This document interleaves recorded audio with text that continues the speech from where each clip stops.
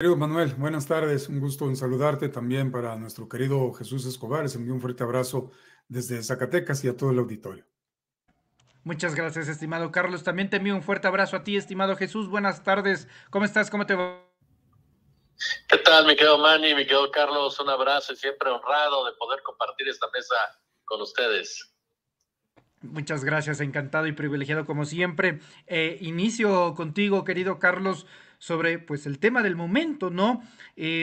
Tres medios internacionales, dos de Estados Unidos, uno de Alemania, este último a través de una columna de Anabel Hernández, señalan al presidente de la República, Andrés Manuel López Obrador, de haber recibido dinero del narcotráfico en el año 2006. También asegura en el caso de Anabel Hernández, lo estaba leyendo en la columna, que el presidente, el hoy presidente, habría sostenido una llamada telefónica con la Barbie, ¿no? De manera personal, con el narcotraficante La Barbie, para agradecerle por los apoyos. En fin, he visto muchas reacciones el día de hoy.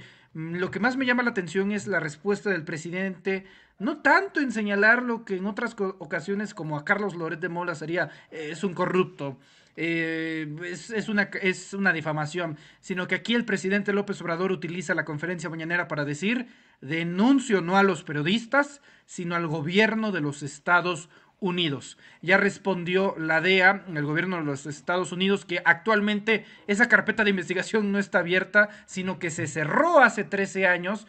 Y entonces la pregunta del millón, Carlos, es: ¿por qué? ¿Por qué en temporada electoral? ¿Por qué 2 días después de la intervención de Jorge Ramos? ¿Por qué? ¿Por qué? ¿Por qué parece todo un baile preciso y coordinado?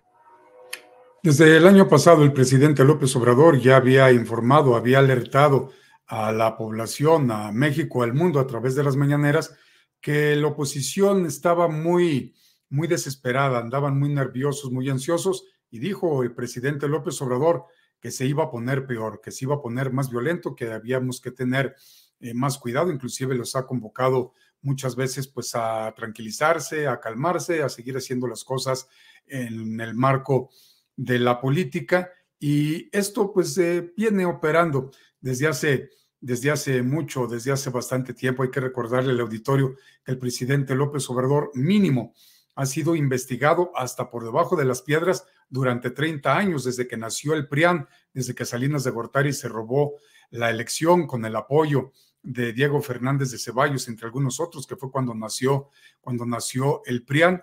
Y desde entonces, pero desde antes, ya se le investigaba a López Obrador, porque siempre tuvo sus roces con Salinas de Gortari, tuvo roces con otros dentro del PRI, sabemos la historia, y después, pues en 30 años no le han logrado encontrar absolutamente nada. Resulta que ahora, pues hasta el 2011, se sabe de esta investigación de algo que presuntamente ocurrió en el año 2006, cuando en el 2006 el que ganó la elección se llama Felipe Calderón Hinojosa.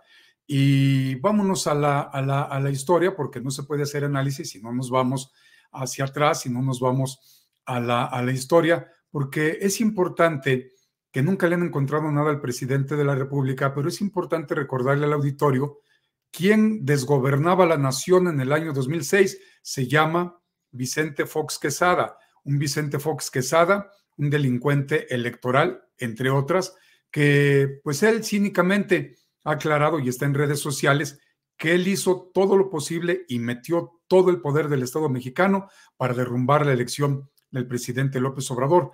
Ya el ahora presidente ya lo habían desaforado.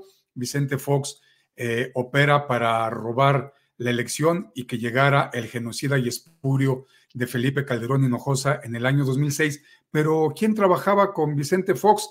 ¿Quién viene desde el Salinato? Se llama Genaro García Luna.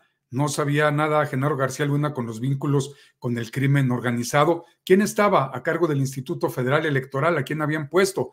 Al ahijado de Felipe Calderón y de su esposa Margarita Zavala, que se llama Luis Carlos Ufraude, Luis Carlos Ugalde, que avaló ese fraude electoral. ¿Quién más estaba dentro del IFE? Se llama Hildebrando Zavala, hermano de Margarita Zavala, que es el que orquestó y organizó el programa de resultados rápidos, el PREP, y ya sabemos del algoritmo, donde un voto que salía a favor de López Obrador, mínimo salían 5 en contra de él, o sea, 5 a favor de Felipe Calderón Hinojosa, y ni Hildebrando, ni tampoco Luis Carlos Ugalde se dieron cuenta, tampoco el Tribunal Electoral del Poder Judicial de la Federación, que tienen órganos de control, que tienen órganos de análisis, no se dieron cuenta que presuntamente había dinero ilegal, porque no se dijo nada, y además pues resulta que al que le pagaron la campaña pues fue el que perdió, porque supuestamente ganó Felipe Calderón Hinojosa. Luego llega el 2012. No hizo nada el PAN, el PRI, el PRD, el PRIANRD, no hicieron nada para descarrilar a López Obrador, porque no querían que llegara. Inclusive sabemos cómo ha tenido las manos metidas el gobierno estadounidense de manera histórica en nuestra nación, y son los principales orquestadores de que no querían ni en el 2006, ni en el 2012, ni en el 2018 que llegara López Obrador, porque tenían miedo de que se fueran a privatizar las empresas que tenían y que tienen más con esta inversión extranjera histórica los estadounidenses. Así es que pues, se vino orquestando todo ello. No solamente fue en el 2006, 2012, pero en el 2011 se hicieron las investigaciones. No pudieron haberlas presentado para que no llegara ni siquiera a la elección en el 2012 el presidente López Obrador, cuando desde antes, también en el 2011, recordemos que fue cuando nació el movimiento. Luego se creó ya como asociación civil y después ya fue partido político. Pasa el 2012, se llega a la elección del año 2018. Si ya tenía toda la información en Estados Unidos, ¿por qué no la detonó? ¿Por qué no hicieron para detener al presidente Andrés Manuel López Obrador? Máxime cuando se vio que era un tsunami mucho antes de la elección, que obviamente arrasó, ya lo sabemos, en el año 2018. Muchas inferencias, muchos infundios por parte pues, de este personaje que se llama Tim Golden, que entre otras, bueno, pues hay que recordarle al auditorio que fue corresponsal en México del The New York Times y muy cercano a Otto Granados, a José Carreño, y nada más y nada menos que estos dos personajes pues fueron voceros en la presidencia de la República de Carlos Salinas de Gortari. Pero ¿qué sucede en 2006? Que llega Genaro García Luna ya como secretario de Seguridad Pública y no sabía nada con toda la operación que traía a favor del cártel del Chapo Guzmán, porque resulta que el testigo protegido en Estados Unidos, pues resulta que era miembro de ese cártel, era miembro del cártel del Chapo Guzmán.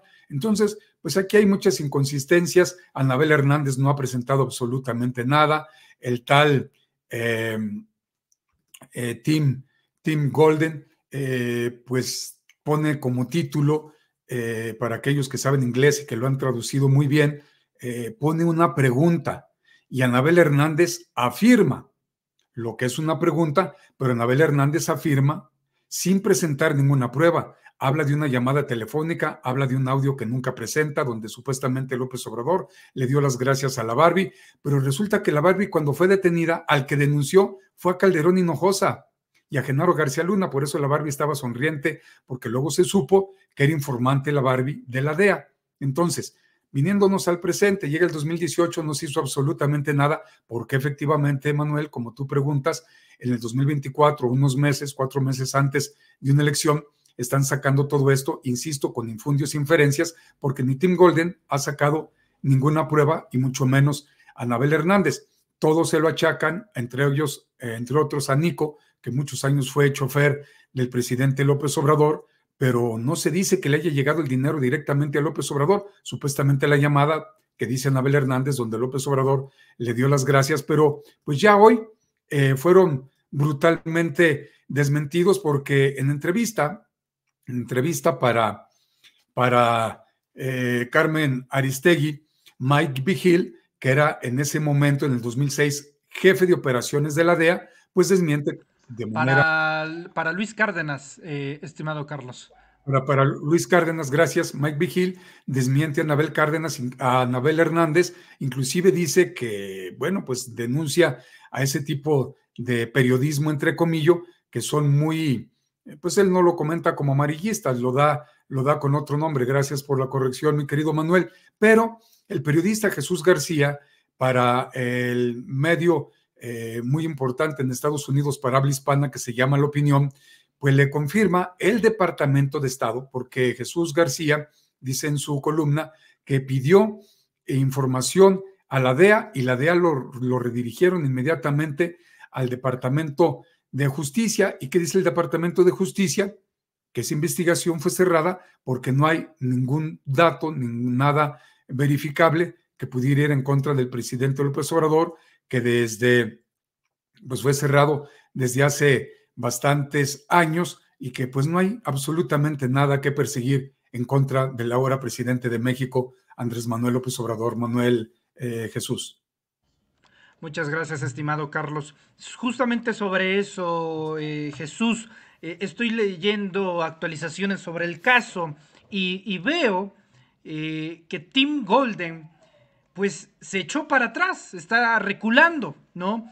Se dio un festín la oposición entre la tarde-noche de ayer, Jesús, y en la mañana de hoy. Bueno, hasta la propia Xóchitl Gálvez, en estos ejercicios de comunicación que trata de hacer, dijo, no, hay que hacerle caso a Tim Golden, a los periodistas involucrados. Son ganadores de 2 premios Pulitzer. Bueno, hace cuestión de unos minutos, Jesús, Golden da una entrevista, ¿no? Y lo voy a citar textualmente. Nosotros no estamos diciendo que hay evidencias innegables, contundentes, de que se hicieron esas donaciones. Yo creo que la gente debe sacar sus propias conclusiones. No estamos diciendo que pasó o no pasó, porque nos parece que no es concluyente la información. Es decir, Tim Golden, el autor de esta investigación, Jesús, está reconociendo que no tiene pruebas, que no hay, y lo vuelvo a citar, que no hay evidencias contundentes o innegables de que se hicieron esas donaciones. Entonces, ¿por qué el motivo de publicarlas en un contexto electoral, Jesús? Te escucho, maestro. Fíjate que ahí vamos a tal vez a diferir un poco. ¿Y a qué me refiero con esto, mi querido Manny, mi querido Carlos?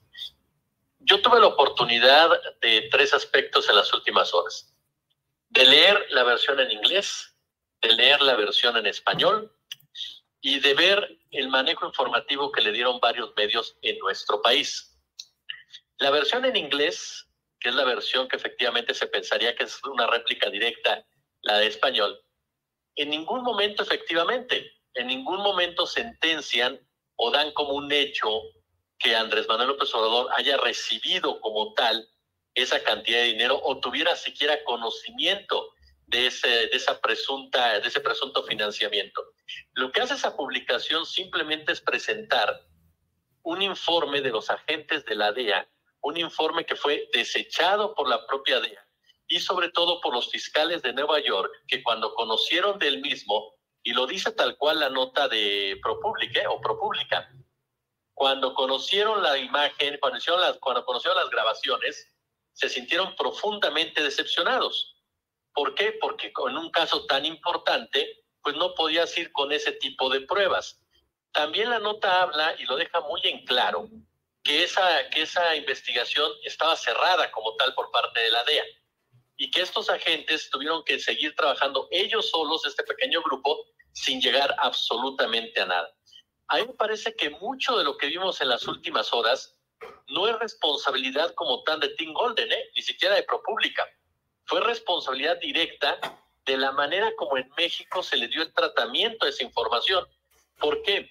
Porque desde que el titular de una nota, y ustedes no me dejarán mentir, y quien haya sido jefe editorial, jefe de redacción, lo sabe perfectamente, cuando tú colocas el titular entre signos de interrogación, desde ese momento ya no estás calificando de concluyente el texto que viene a continuación.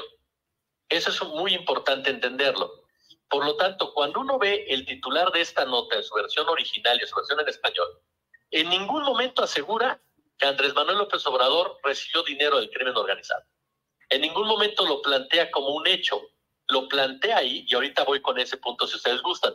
Pero a lo que voy es que realmente los que se dieron ese festín fueron los periodistas mexicanos que de forma muy perversa, extremadamente perversa, aseguraron y afirmaron lo que en ese trabajo jamás se afirma ni se asegura. Es decir, tú leías, por ejemplo, Loret de Mola, más bien dicho, Loret de Mola ayer, decía, estamos informando de cuándo recibió López Obrador tal cantidad. Nunca se dice que de manera concluyente que hubiera recibido. León Krause incluso sale a darnos toda una perorata de distingos periodísticos y de la trascendencia periodística y todo este tipo de triquiñuelas verborreales que por lo regular utilizan para tratar de justificar sus mentiras. Ni hablar de Héctor de Mauleón, Héctor de Mauleón, que tuiteó constantemente dando como un hecho que se había recibido ese dinero. Cuando, insisto, bastaba con leer el texto, bastaba con leer el texto para darse cuenta que nunca se llegó a ninguna conclusión. Perdóneme. Y ese es uno de los puntos que yo me parece que es muy importante destacar. Perdón, es que entró aquí un aire colado, pero bueno, que es muy importante destacar, porque esto que estamos viendo forma parte de una estrategia narrativa sumamente, pero sumamente maquiavélica, en donde la verdad es irrelevante, dicha por sus propios integrantes. El propio Raimundo Rivapalacio lo dijo no una vez, sino varias veces. La verdad no importa. Sergio Sarmiento lo dijo en un programa a nivel internacional. Si no nos dicen algo, tenemos derecho a especular. Ese es el tipo de periodismo que está haciendo la oposición, que está agarrándose de cualquier escenario, de cualquier perspectiva, para crear completamente un escenario muy negativo para las elecciones del 2024 con la intención clara y precisa de descarrilarlo. A mí me deja muy en claro este episodio el tipo de periodismo que se está haciendo en México por parte de la derecha y por parte de la oposición, en donde la rigurosidad ya desapareció completamente, en donde se dedican totalmente al chisme. Bueno, leí una cabeza en Twitter que me sorprendió porque decía, ProPublica publica que supuestamente el presidente recibió, dicen, un dinero por parte del Cártel de Sinaloa, según informes. A ver, ¿cómo? Mi mamá me dijo que mi abuelita me contó que mi tía me sostuvo. Eso ya es lamentable cuando se quiere hablar de periodismo. No se está haciendo ya periodismo, se está cayendo en un golpeteo ya sin razón en ningún sentido, ya sin tener los pelos de la burra en la mano. Bueno, ni siquiera se tiene la decencia de ir a las fuentes. Yo acabo de platicar con Jesús García, precisamente que lo citaba donde quedó Carlos, y él me decía lo que acabas de compartir, Carlos, que él habló con Tim Golden y que Tim Golden le dijo eso, le dijo, a ver, nosotros nunca aseguramos nada, güey. O sea, en pocas palabras, nosotros jamás dimos por un hecho nada, nosotros dejamos que la gente tome su propia opinión, pero jamás nosotros tuvimos en ningún momento la intención de asegurar, ¿no?, que el presidente había recibido eso, y ahí está el texto para que ustedes lo valoren. Pero me parece que la respuesta más clara y contundente viene del propio Departamento de Estado, el Departamento de Estado que dice, a ver, eso se cerró hace 13 años, pero yo insisto en esto, querido Manny, querido Carlos, el texto lo dice, es decir, no había necesidad que el Departamento de Estado saliera a aclarar nada, el texto es muy claro, los fiscales de Nueva York no aceptaron el caso lo cerró la DEA, el Departamento de Estado no le quiso entrar porque consideró que no tenía ningún sustento. A mí lo que me parece verdaderamente lamentable y perverso es la manera en la cual la oposición, a través de sus corifeos, se atreve a lanzar una campaña de este tamaño, y yo quiero ver quién de todos ellos tiene el valor civil, por lo menos de decir, bueno, nos equivocamos. Ninguno. Si ustedes revisan ahorita las cuentas de Twitter de Mauleón, de Krause, de Loret, de Micha, de Pascal Beltrán, de López Dóriga, de todos los que se subieron a esta ola, ninguno se atreve a reconocer que se equivocó o que manipuló. Obviamente menos van a decir que se manipularon, ¿verdad? Ahora, aquí viene mi otro punto. ¿Por qué aparecer ahora? Hay un contexto. Los contextos para mí son muy importantes. Andrés Manuel López Obrador es ojo con esto, la información es una filtración para Deutsche Welle y para Inside Crime, pero para este portal de ProPublic se supone que Tom Golden fue y checó más fuentes, revisó más fuentes, preguntó por todos lados para saber qué tan cierto era todo ello. Pero a final de cuentas es una información que parte de un origen bastante perverso, que es la DEA. Ajá. Bueno, aquí viene el contexto. ¿Quién es el único presidente en la historia de este país que le ha puesto freno a la DEA? Es Andrés Manuel López Obrador. El único que llevó a cabo una ley que les impide hacer lo que les venga en gana, como acostumbraban con Felipe Calderón y con Enrique Peña Nieto. Por supuesto que eso enervó a la gente de la DEA, por supuesto que eso provocó que la DEA se saliera de sus cabales y que constantemente lanzara este tipo de golpeteos. Hay que ver nada más las conferencias de esta señora Anne Milgram, que es la titular de la DEA, que se la pasa pegándole al gobierno mexicano. ¿Con qué finalidad? Generar una inestabilidad precisamente en el mismo. Entonces aquí estamos viendo un escenario en donde la prensa mexicana de derecha se sube a esta ola, lanza esta noticia como si fuera cierta, una noticia filtrada por la DEA que de esta manera se involucra directamente en las elecciones de nuestro país en el 2024, en donde va a tratar de influir y va a tratar de cobrar facturas al gobierno de Andrés Manuel López Obrador, por una razón muy clara, y ni siquiera lo digo yo, no es una opinión, es información. La propia gente de la DEA, exagentes y actuales, han dicho que ellos prefieren trabajar con la estrategia de Felipe Calderón.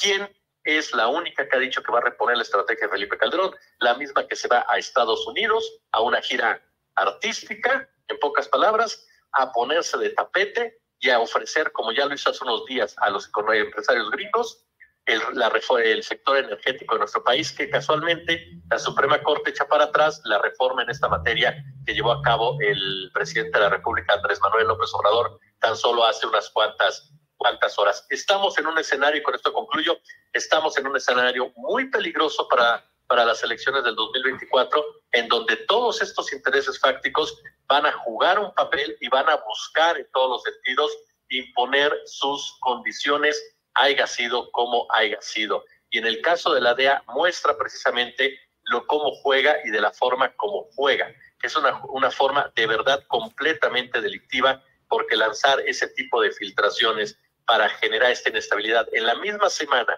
en que Jorge Ramos se presenta a hablar de que esto es una tragedia humanitaria y de que es una violencia apocalíptica, cuando, a ver, perdón que me enoje, pero que no me friegue Jorge Ramos, que no saben leer las cifras. Calderón recibió el país en 10,000 muertos anuales, lo dejó en 26,000. Este señor Peña Nieto lo recibe en 26,000, lo recibe en 36,000. Peña Nieto, López Obrador lo recibe en 36,000. Claro que va a tener 200,000 muertos, por supuesto, va a ser con más muertos en la historia, sí, pero la diferencia es que lo va a dejar en 30,000. ¿Es para cantar victoria? No, por supuesto que no, pero es un avance sustancial, porque pararon el alza y la bajaron. Entonces, si esto no lo quieren ver, es porque traen, por supuesto, consigna en la mano, porque como demostraron, tampoco quisieron ver cuando en la misma nota les están diciendo que los fiscales rechazaron las pruebas y que se cerró el caso. Correcto. Muchas gracias, estimado Jesús. Me gustaría para el público que nos está viendo en sus pantallas hacer una aclaración, porque de repente nuestros loops acaban y pareciera yo que estoy manoteando, estimado Jesús, como si estuviera molesto. Es que se nos desconectó el micrófono, digo, para que no caigan malinterpretaciones ni nada. Ya volvimos a conectar el micrófono y fue por eso, no por otra cosa. No, muchas gracias, estimado Jesús. Sí, porque luego, como si no voy a salir dadas las circunstancias, y no, ¿para qué nos metemos en esos ruedos? Estimado Carlos. Te lo voy a poner así, mañana titular: Manuel Pedrero sabotea a Jesús Escobar. ¿Qué hubo? Reportaje latinos. Pues esperamos que no trascienda, no, al contrario, mucho amor y cariño, querido Jesús. Querido Carlos, me gustaría preguntarte sobre la respuesta presidencial. López Obrador afirma el día de hoy en la conferencia, y me parece curioso, no es contra los periodistas, dice, no, aquí yo no voy a denunciar a los periodistas, sino al gobierno de los Estados Unidos. En un momento donde en los Estados Unidos hay una situación también bastante convulsa sobre el tema de la frontera, sobre declaraciones de Biden proponiendo cerrarla, sobre Greg Abbott, gobernador de Texas, desacatando las órdenes de la Suprema Corte de Justicia de los Estados Unidos en torno a las políticas migratorias. Es decir, hay presiones fuertes en los Estados Unidos en relación a la frontera y en relación a México. ¿Connotaciones políticas sobre la supuesta filtración, Carlos? Por supuesto, recordemos, hay elecciones el 2 de junio en México, va a haber elecciones también en Estados Unidos. Joe Biden con unos números bajísimos de aceptación, teniendo todo en contra, no solamente de los republicanos, hay muchos de su propio partido que están en contra del ahora presidente de Estados Unidos, Joe Biden. Y López Obrador, bueno, pues, de una manera política y con ese colmillo tan largo y retorcido que tiene, pues apunta los cañones hacia Estados Unidos, al Departamento de, ¿cómo se llama?, de Justicia. Y en un paréntesis, Manuel, porque es importante, creo yo, darle estos datos al auditorio. ¿Por qué se decidió cerrar ese caso? Porque el testigo colaborador, pues resulta que era un testigo estrella, colaborador también, de Felipe Calderón y de Genaro García Luna. Pero ya se venía tramando todo esto porque el pasado 23 de enero, los periodistas Álvaro Delgado y Alejandro Paz Varela, en su programa a través de Sin embargo al aire, entrevistaron a la académica Guadalupe Correa, y ahí se dio a conocer que en el Instituto Baker estaban sacando una narrativa donde presuntamente estaban ligando a Morena, obviamente al presidente López Obrador, con asuntos del narcotráfico. Pero ¿quién financia ese informe del Baker Institute? Pues resulta que es Claudio X González Laporte, padre de Claudio X González Guajardo, y entre otros más también el Consejo Mexicano de Negocios. Así es que, pues todo esto, como ya lo dijo también mi querido Jesús Escobar, pues llega Jorge Ramos, toda la narrativa que se sigue dando de que México está hecho un polvo, según ellos, pero no quieren reconocer, como ya lo dijo Jesús, pues ahí están los números.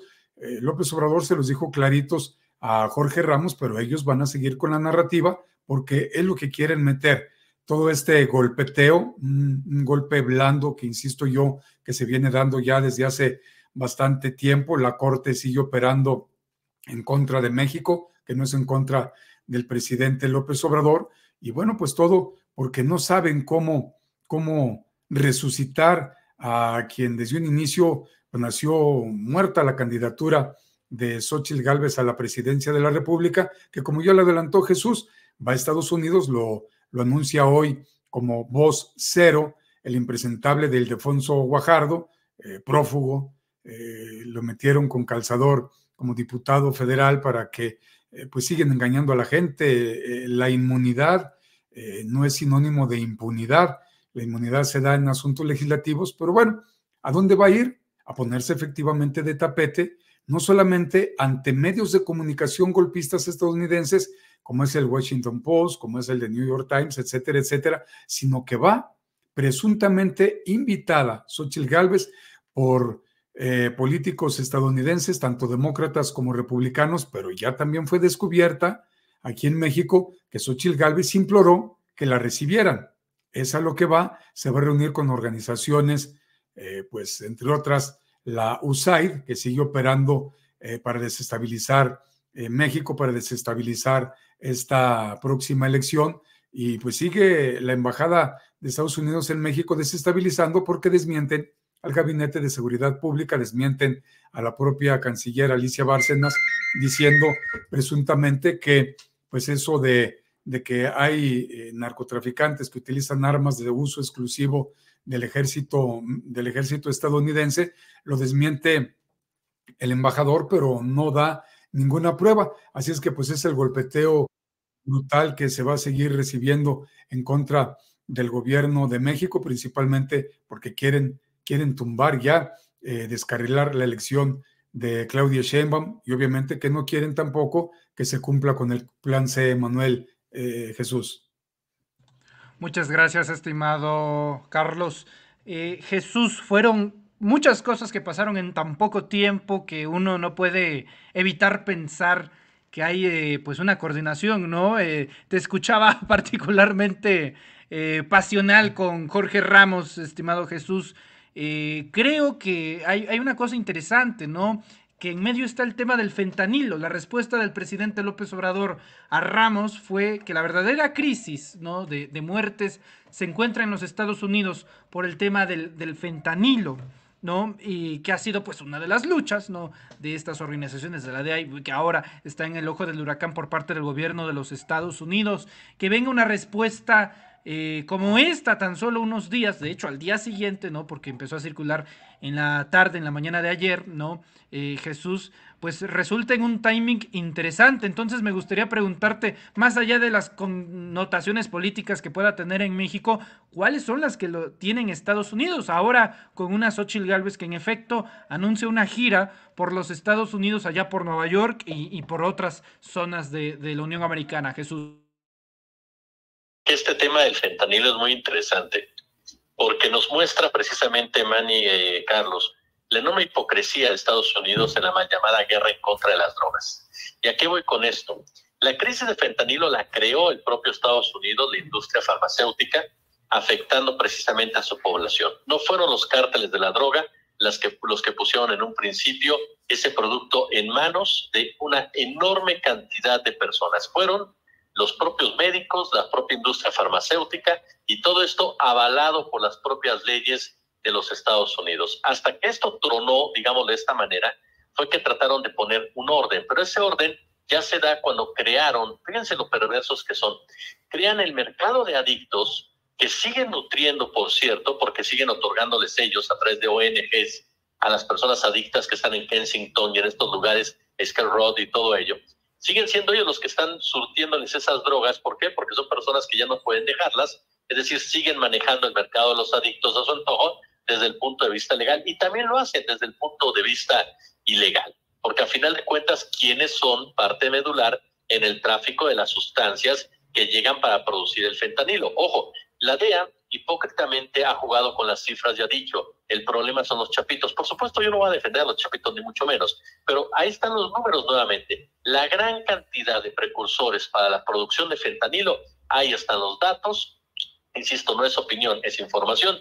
Llega a través de Canadá, por el lado de Canadá. Entonces, yo no estoy viendo de China para Canadá. Yo no estoy viendo que Estados Unidos o la DEA criminalice a ningún narcotraficante canadiense. Y sin embargo, son ellos de donde se está entrando la mayor cantidad de ese tipo de precursores. Pero no solamente eso, ahí está la historia también de un subdirector de la DEA que fue asesor de los principales responsables de esta crisis de fentanilo, que es de las farmacias. Pero digo, era nada más ni nada menos que subdirector de la DEA. Y siguió siendo subdirector de la DEA cuando estaba en medio de toda esta discusión de la producción de fentanilo, y los asesoró precisamente para enfrentar mejor las acciones que había judicialmente en su contra. Es decir, la misma gente de la DEA trabajaba de la mano de la industria farmacéutica en la distribución del fentanilo en el mercado norteamericano y en la producción de la misma. Entonces ahí nos damos cuenta precisamente de cómo esta producción, distribución de esta droga que ha generado tantas y tantas y tantas muertes no es otra cosa más que una creación de su propio país que supuestamente quiere controlar, que son los Estados Unidos, y que es mucho más fácil criminalizar, por supuesto, al resto del mundo, y sobre todo irte directo contra los villanos favoritos, que son los cárteles de la droga, particularmente en este caso los Guzmán Loera, los Guzmán, perdóneme. ¿Por qué? Porque ya son las personas perfectas para agarrar de piñata en todos los sentidos, y te lo van a aplaudir en todos lados. ¿Por qué? Porque si hay un apellido que para los Estados Unidos simboliza lo peor de lo peor en el mundo criminal, es precisamente el de Guzmán, y sobre todo, por supuesto, el de los hijos de Joaquín Guzmán Loera, quien, por cierto, pues ya tienen detenido desde hace tiempo, ya tienen condenado, ya Ovidio lo tienen detenido, lo tienen ahí esperando sentencia, y no ha pasado absolutamente nada con el fentanilo. ¿Por qué razón? Porque siguen operando de la misma forma. A mí me parece que el tema del fentanilo, querido Manny, querido Carlos, es el mejor ejemplo de esta enorme hipocresía por parte de los Estados Unidos, de la manera como utiliza la mal llamada guerra contra las drogas de forma intervencionista para alterar la estabilidad en los países, para golpear las democracias que no le conviene a Estados Unidos o que van en contra de los intereses norteamericanos. Ahorita decía algo, Carlos, muy importante. Efectivamente, lo que destacó la doctora Guadalupe Correa en esta charla con Alejandro y Álvaro, y que ya lo había comentado en otras ocasiones, incluso con su servidor lo platicó también a fondo y en otros medios, en donde este tipo de ONGs o de los famosos tanques de pensamiento que tienen muchos años operando, responden, por supuesto, al interés del neoliberalismo y del gobierno norteamericano. Es decir, se dedican a crear narrativas que justifiquen, que normalicen los despojos por parte de Estados Unidos y la instrumentación de un sistema económico a todas luces fracasado para las grandes mayorías. Aquí lo que está interesante, y aquí se une la pinza, es que sean precisamente los integrantes del Consejo Mexicano de Negocios, que han sido sumamente críticos de la Cuarta Transformación, los que estén financiando estudios que vinculan al gobierno de López Obrador con el narcotráfico. Que la propia DEA hable de que es el cártel de Sinaloa el principal productor del mismo, y que en esta nota filtrada por la DEA se acusa a López Obrador de haber recibido un financiamiento del propio cártel de Sinaloa, cuando, ojo, nada más para dejarlo en claro y haciendo historia, el cártel de Sinaloa, dicho por el propio Vicente Zambada y sobre todo valorado por diversos exagentes de la DEA, es el cártel con el que trabajan las agencias norteamericanas. Entonces no es un cártel que ande por ahí en la vida como generación espontánea, es un cártel que trabaja directamente con la DEA, con la CIA. Mejores ejemplos, cuando se cayó en la avioneta en donde viajaba Joaquín, donde iba la droga del cártel de Sinaloa, esa avioneta resultó, eso en Yucatán, si no mal recuerdo, en la década de los 90, a finales de los 90, principios de los 2000, ustedes recordarán que esa avioneta pertenecía a la CIA. En esa avioneta trasladaban a presos políticos, fue en la década de los 2000. ¿Y quién creen estaba utilizando esa droga? El cártel de Sinaloa. Y esa avioneta, por su placa, era donde trasladaba la CIA a los prisioneros. Lo vimos con el cártel de Guadalajara en su momento, que derivó del cártel de Sinaloa en el tema de los contras nicaragüenses. Entonces, es una organización criminal que históricamente ha respondido a los intereses de la DEA y la CIA. Y es esa misma organización criminal a la que utilizan para generar el entorno del fentanilo y para generar un presunto financiamiento que, ojo, con esto concluyo y bien lo señalaba Carlos, el testigo estrella, que no es otro tipo más que su nombre clave, Jennifer, es un tipo que metió a la cárcel a personas inocentes como el comandante Herrera Valles, que creó mentiras al respecto cuando Herrera Valles señaló a García Luna de tener vínculos directos con el crimen organizado, a tal grado que su caso se cayó en cuanto se fue Calderón del poder, porque Peña Nieto ni siquiera pudo mantenerlo porque las declaraciones de este señor López Nájera eran simple y llanamente una mentira. Era el hombre que trabajaba con García Luna y con Calderón, y en esta nota que quiero mencionar, que los agentes de la DEA dicen que Calderón colaboraba muy bien, que Calderón colaboraba efectivamente, y a García Luna ni siquiera lo mencionan, cuando García Luna está en la cárcel por narcotráfico. Entonces me parece que queda muy claro cómo se están jugando ya las fichas, y será responsabilidad de cada uno de nosotros, por supuesto, poder contrarrestar desde la trinchera este tipo de narrativa que, insisto, es muy peligrosa por el nivel de intervencionismo que se está llevando a cabo y el deseo de trastocar un proceso que a todas luces tienen perdido, ¿no? Así es, vamos a estar atentos de cualquier actualización, estimado Jesús, estimado Carlos. La verdad es que ha sido un tema muy intenso en cuestión de horas, y así tal cual como lo que llega rápido, pues también se desinfla rápido, y por lo que veo en redes sociales, pues hay hasta usuarios que comparten comentarios del estilo: ni chance le dieron a Xóchitl Gálvez de redactar la denuncia, será para la próxima. Pues sí, vamos a ver también cómo va evolucionando todas y cada una de estas maniobras ahí en redes sociales. Ya saben, la inventiva del mexicano que nunca se acaba. Le agradezco mucho a los dos por estar en esta su casa, como siempre, en miércoles, aquí en Reporteros MX. Estimado Carlos, te agradezco mucho tu tiempo, presencia y análisis, y te pido por favor que nos acompañes nuevamente en otra edición y que nos compartas tus redes sociales. Muchas gracias, mi querido Manuel Jesús. Un placer estar con todos ustedes, con tu auditorio. Los invito a que nos acompañen en Carlos Aguirre Informa. Es un medio de comunicación digital, multiplataforma, independiente, progresista y liberal. Transmitimos de lunes a viernes a las 8 de la mañana, de lunes a jueves a las 9 de la noche. Y bueno, pues nos encuentra así facilito, Carlos Aguirre Informa, en Twitter, en Facebook y en YouTube. Ojalá que nos puedan acompañar. Ahí estamos ya logrando llegar a los primeros 5,000 suscriptores en nuestro canal en YouTube. Ojalá que las personas nos puedan apoyar. Queremos seguir creciendo más, y pues ahí los esperamos en esos horarios. Y pues a título personal, Carlos Aguirre Romo, pues me encuentran en la mayoría de las redes sociales. Algunas no las manejo muchote, pero ahí vamos poco a poco haciendo nuestra lucha. Un fuerte abrazo para todos. Muchas gracias, estimado Carlos. Te envío un fuerte abrazo, calientito, calientito en esa gelida Zacatecas, como siempre. Muchas gracias, estimado Jesús. Y en el mismo sentido, gracias, maestro. Te invito a que nos compartas tus redes sociales. No, hombre, el agradecido siempre soy yo, mi querido Manny, por este apreciado espacio que valoro muchísimo al lado tuyo y de Carlos. Una disculpa por la intensidad sobre el tema de Jorge Ramos, pero bueno, es que hay asuntos que de repente uno se indigna por la facilidad con que se miente, con el afán de defender muchos intereses que van en contra de cualquier principio mínimo que debe de regir en el periodismo. Pero, por supuesto, mira, está nuestro canal de YouTube, al que les agradezco muchísimo que nos acompañen, que sean parte del mismo.